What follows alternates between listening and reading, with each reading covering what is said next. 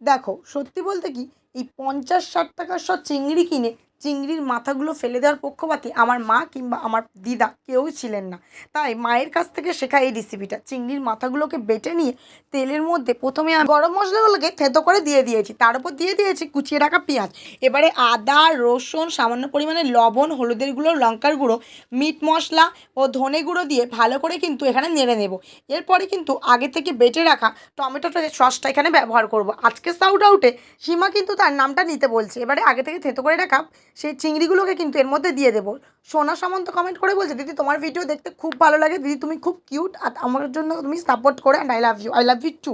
এবারে কিন্তু ভালো করে জল দিয়ে আমি এই মশলাটাকে ভালো করে একটুখানি নেড়ে নেবো। ব্যাস, জলটা একটুখানি মাখামোখা হয়ে গেলে নামিয়ে নিলে কিন্তু ভাতের সাথে গরম গরম ওই চিংড়ির মাথা বাটা যদি তুমি একবার খেয়ে দেখেছো, বিশ্বাস করো চিংড়ি মাছের থেকে তোমার কাছে কিন্তু এই খাবারটা অনেক বেশি প্রিয় হয়ে উঠবে। দেখা হচ্ছে পরের ভিডিও।